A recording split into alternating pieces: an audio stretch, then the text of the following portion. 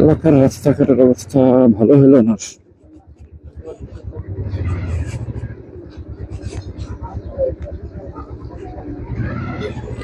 মানে যতই চাই বাইক যত্নে রাখবো, কিন্তু যত্ন করে কিন্তু আর রাখতে পারি না, বিকজ অফ এই যে রাস্তার কারণে।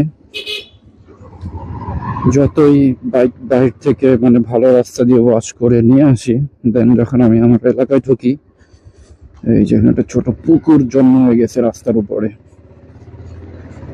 যখন সেক্টর থেকে বা কোনো ভালো জায়গা থেকে ওয়াশ করে নিয়ে আসি বাইক, আবার যখন এলাকায় ঢুকি, এলাকার অলমোস্ট প্রত্যেকটা রাস্তা ঠিক হয়ে গেছে, শুধু আমাদের এই 3 নম্বর রোডটা ছাড়া।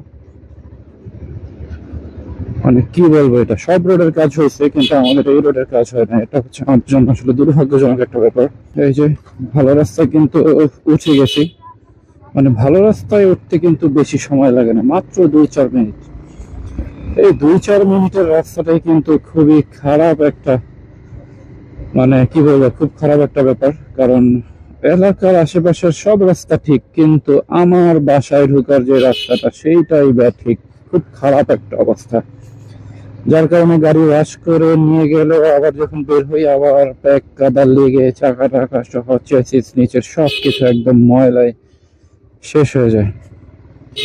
এই যে এখানে ভালো রাস্তা শেষ, ডানে একটা রাস্তা আছে, এটা ভালো। এই যে এইখানে কিন্তু আবার বাবা, মানে মনে হয় যে এখানে ধান চাষ করা যাবে, মানে ধানের জমি প্রস্তুত করছে এখানে, একদম ভয়াবহ অবস্থা। আবার যদি কেউ ক্ষীর ভাবেন সেটাও কিন্তু ভুল ভাববেন না, ঠিক ক্ষীরের মতো দেখা যায়। যাই হোক, বড় ভাই একজন অপেক্ষা করতেছে আমার জন্য।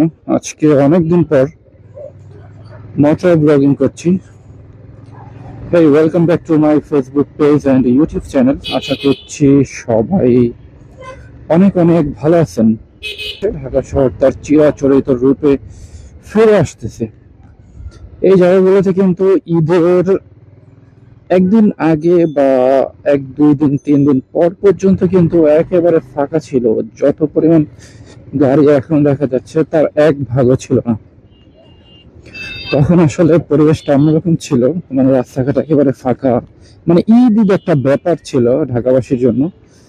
তো আমি নর্মালি ঈদে বাড়ি যাই না, বা অন্যান্য যে সময়গুলো থাকে কোনো প্রয়োজনে বা কোনো কাজে যাওয়া হয়, নর্মালি ঈদে বাড়ি যাওয়া হয় না আমার। এই যে হাত দিয়ে সিগন্যাল দিয়ে পার হয়ে যায় রাস্তা। তো যাই হোক, এই যে সামনে কি অবস্থা, চৌরাস্তায় মনে হয় জ্যাম লেগে আছে। এই চৌরাস্তার জ্যাম চাই না, মানে খুব বিরক্তিকর একটা ব্যাপার লাগে আমার কাছে। আর শুধু এটা না, সব জায়গার জ্যাম গুলো আসলে একটু বিরক্তিকর লাগে। এটা কেন জ্যাম কেন ক্লিয়ার করা যায় না, এটার ব্যবস্থা নেওয়া উচিত। কোনো জ্যাম থাকবে না ঢাকা শহরে।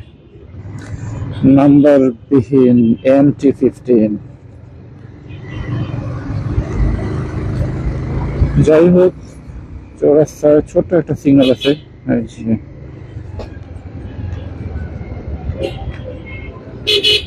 অনেকদিন পর বের হলাম মোটর ব্লগিং করার জন্য। আসলে মোটর ব্লগিং করবো কি, আসলে আজকে দেখতেছি যে মাইক্রোফোনটা আসলে ঠিক আছে কিনা। মাইক্রোফোনটা অনেকদিন বাসায় পড়েছিল, সেই ভোলা চরকুকরি মুকরি ট্যুর দিয়ে আসছি। তারপরে তো আর কোথাও যাওয়া হয় নাই, ঈদের ঢাকাতেই ছিলাম। তো মাইক্রোফোনটা দেখি চার্জ শেষ হয়ে যাচ্ছে, দেন চার্জ করলাম।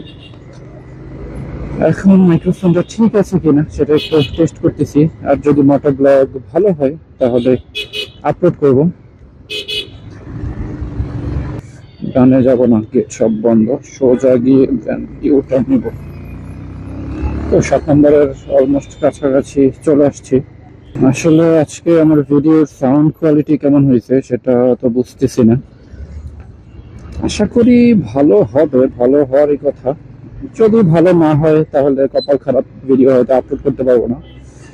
সন্ধ্যা নেমে যাচ্ছে, সূর্য মামা কিন্তু একদম ডিমের কুসুমের মতো লাল হয়ে গেছে।